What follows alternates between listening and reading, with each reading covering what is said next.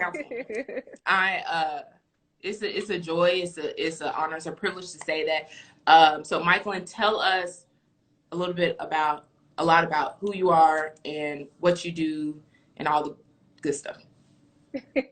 Well, Michaelin Easter Thomas, North Memphis representative, first of all, and SES educator and Memphis City Councilwoman, and Lauren's friend, and DJ as well. I see y'all on there too. Shout out to supportive husbands. Yes, I saw Darren. Hey, Darren. In this effort. And I'm just a person who I just love anything that's going to progress Black people. If it looks like it's going to do well and you get into the details and it's going to support us and it's for us and it's by us and it's bringing money to us and it's progressing us and if it's fueling us forward, I'm just all for it. I'm just all for it. So whatever that looks like, I'm going to support it.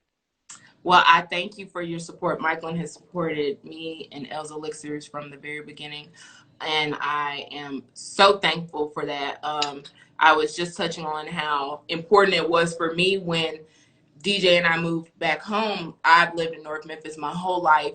Elle's Elixirs is a manifestation of my great-grandmother's legacy. So my great-grandmother, when she moved from sharecropping in Mississippi, she moved into North Memphis. I think her family might have lived in Orange Mound, like most Black people coming from, like during the Great Migration, for a minute, Orange Mound, and then she moved to North Memphis, and this is where my family planted their roots on my maternal side.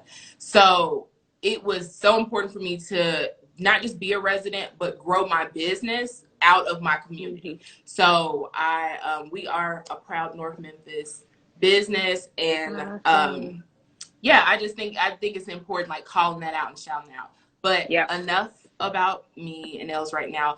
I want to know, Michaelin, are you good, sis?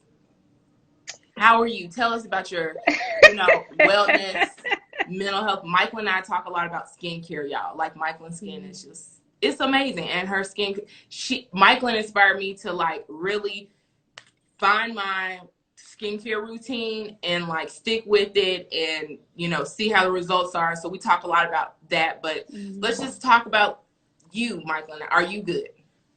I think like with that answer, I think when you ask people like, how are you good, it's just conditioning us to say, I'm okay, or I'm good. But like at this point in like the year, I don't know. And I think that it's okay to not know.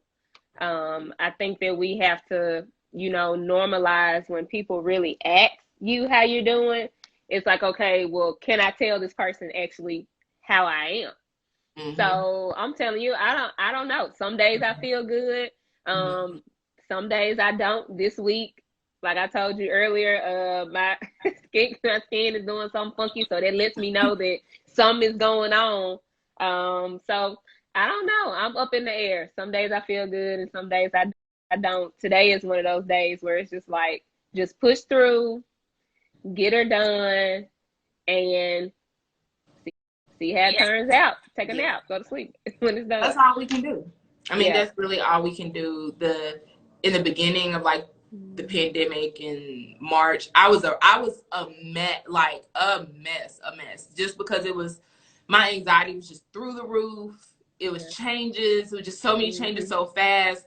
And, Michaelin, she's a family friend. So like we always are not having people over, but we're used to just kind of, seeing our friends, seeing our family, kind of going places, and all of that kind of just came to a halt. So it was just like life as we know it or knew it. I don't know where we're in or what it's gonna be, but it's just kind of it's just changed. So that was it was very mentally taxing for me. So I can imagine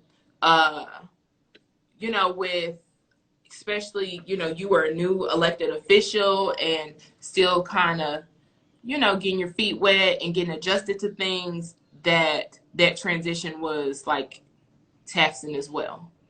Yeah. Yes and no. So I'm the type of person, a lot of my friends don't agree, but I call it optimistic realist. Okay. Yeah. I've heard you say Like, this term before. and it's like, I want the absolute best out of everything. Like when I daydream, it's all rainbows and sunshine. But like realistically, I'm just like, with some stuff, it's like, it ain't gonna work. It ain't gonna do it. Yeah. So like with COVID in particular, you know, we just were sworn in January 1st. Like the last time we were in City Hall was the first week of March.